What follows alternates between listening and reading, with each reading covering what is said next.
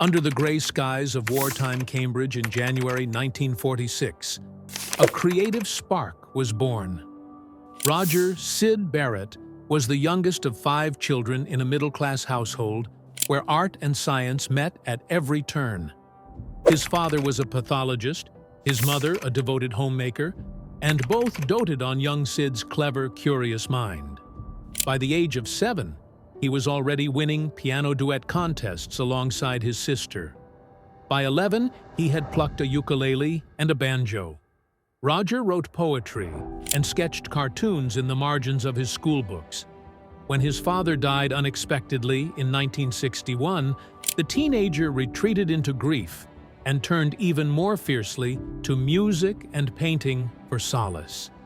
His talent blossomed under the encouragement of his parents, and in the quiet English suburbs, he grew up as a daydreamer with a mischievous grin and an uncanny knack for mimicry.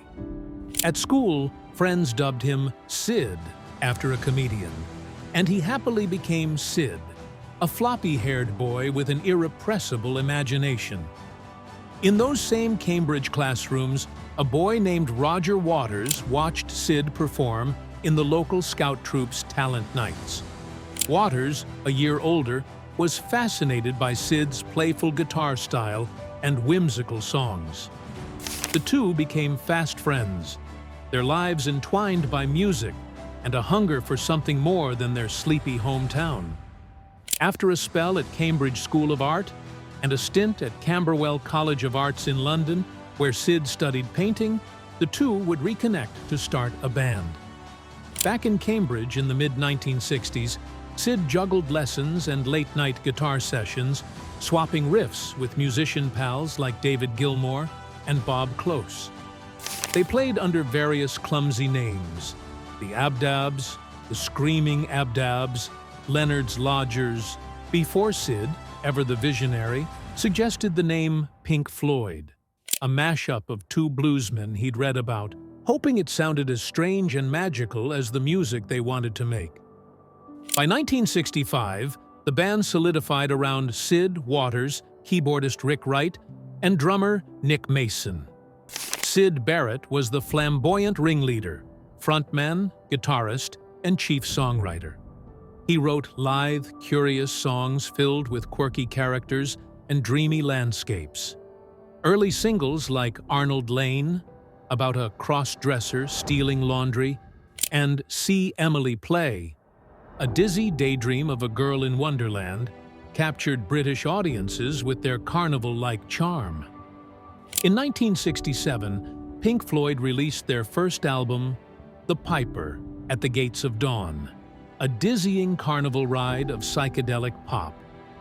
Barrett's finger-picked acoustic guitar danced with electrified chords and echo, and his lyrics spun fairy tale images, a factory with pink magician milked into a gold star, or a woman bicycling with a kitten in her basket.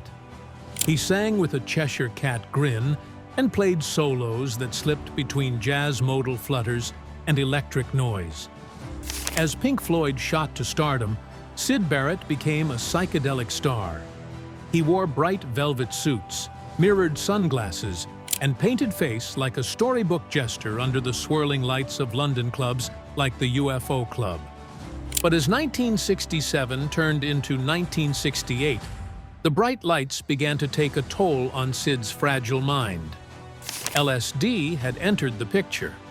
Barrett's first acid trip came in 1965 with a friend, and it opened doors to strange new visions. At first, the psychedelic drug seemed a wonder, and Syd's songs took on even stranger shapes. He told musician acquaintances he felt he was flying in his own mind.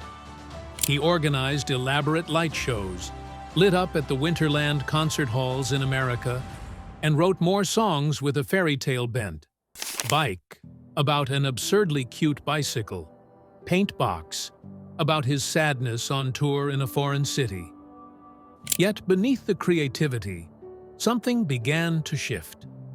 The edges of Syd's reality blurred. Fellow band members later remembered that during recording sessions by late 1967, he would just stare blankly or forget chords entirely. He sometimes wandered off stage in mid-song, lost in a silent reverie. By early 1968, Syd Barrett's behavior had become erratic. On stage, he might strike a single chord for minutes, then grin and lie down on his back for the rest of the tune. In interviews, he gave one-word answers. At TV appearances, he'd mime the words, utterly mute. His bandmates began to worry. The other three members of Pink Floyd, Waters, Mason, and Wright, struggled to cover the frontman's absence. In late 1967, they quietly invited David Gilmour, a guitarist Syd had known since school, to play alongside him. For a few shows in England and America, Gilmour sang lead vocals and played rhythm guitar, hoping to fill the gaps when Syd drifted away on stage. Once, on a California tour bus, Syd peered out the window and suddenly announced in all seriousness, "Gee, it sure is nice to be in Las Vegas," confusing everyone, since they had in fact just landed in Los Angeles. Back in London, the situation grew more difficult. In January 1968, a legend was born. Pink Floyd was on its way to play Southampton University, and Waters was driving the van when someone asked whether they should pick Syd up at home. According to band lore, a voice from the back simply said, "Let's not bother." By the spring of 1968, Pink Floyd officially announced that Barrett was no longer in the band. With that, the visionary frontman of a new era of rock vanished from view as abruptly as a character writing himself out of a fairy tale. Freed from the skyrocketing machinery of Pink Floyd, Syd Barrett nonetheless found himself still tethered to music. In 1969, the record label Harvest coaxed him into the studio for a solo album. The result was The Madcap Laughs, a raw, heartfelt record that reflected Syd's fragmented mind. Colleagues who tried to help remembered how unpredictable the sessions were. At times, Syd would lie on the studio floor, or weep, or abandon a song halfway and sit motionless. A second solo album, Barrett, followed later in 1970, a quiet collection of odd sketches and acoustic tunes recorded at home. But neither record sold much. Syd's creative well was drying up.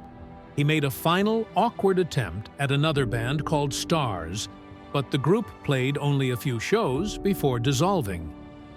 By 1972, at the age of 26, Syd Barrett walked away from music for good.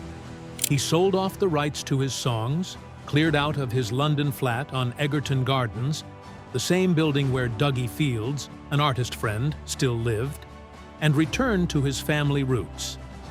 The last 30 years of Syd Barrett's life were lived almost entirely behind closed doors. He moved back to Cambridge, first into the family home, and eventually into the basement flat of his elderly mother. The bedroom windows were boarded up to keep the outside world away, and a sign on the door politely asked that no one be disturbed. He resumed his given name, Roger, and disappeared into a quiet, reclusive routine. Every day he tended his garden, loving the simple act of watching plants grow, painted landscapes and abstract patterns, and read books on art history. Rumors say he even wrote an unpublished art book, though nobody saw it. By accounts, he rarely spoke of the old days, and if the radio played his own songs, he would turn it off. Friends from years past respected his wish for privacy. Bandmates left tributes in song instead. Pink Floyd's album Wish You Were Here, 1975, begins and ends with a four-part epic called Shine on You Crazy Diamond, a melancholy homage to their lost comrade.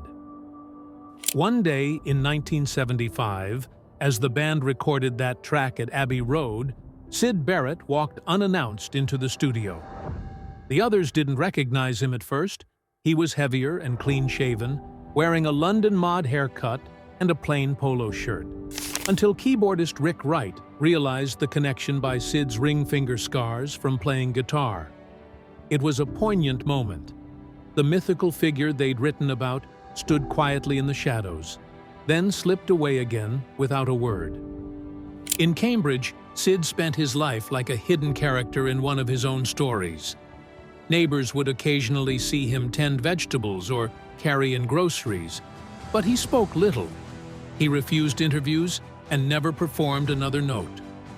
His brother Alan said Roger was a very sweet, gentle person, but others saw in him the face of tragedy. He endured serious health issues, diabetes, and eventually pancreatic cancer. Yet even in illness, he maintained his reserve. When he died quietly at home in July 2006 at age 60, only his closest family knew. News of Syd Barrett's passing spread the world over, and tributes poured in. Pink Floyd members issued a brief statement. Syd was the guiding light of the early band lineup and leaves a legacy which continues to inspire. Musicians across generations echoed that sentiment. David Bowie marveled that Syd's singing had the first recognizably British accent in rock, and that Barrett's bold originality had deeply influenced him. Graham Coxon of Blur, like many guitarists, mourned the loss of a man who had led him to better places through music. Today, Syd Barrett's legacy shines on through the records he left behind and the mythology that surrounds him. He is remembered as the whimsical genius who helped birth Pink Floyd's sound, and then vanished like a shooting star. His quirky songs remain beloved by fans of psychedelia and indie rock alike, and his story stands as a cautionary chapter of rock history. In the end, Syd Barrett was both a creator of vivid musical daydreams and a character trapped in one. A boy from Cambridge who dreamed in Technicolor and found both paradise and darkness on the far side of the acid trip. He never got to enjoy the fame that should have been his, but as the years pass, the world keeps listening. The lights may have dimmed on Syd Barrett's life, but on vinyl and in the memories of listeners, the crazy diamond still shines. Thanks for watching. If you enjoyed the video, leave a like and subscribe to never miss another.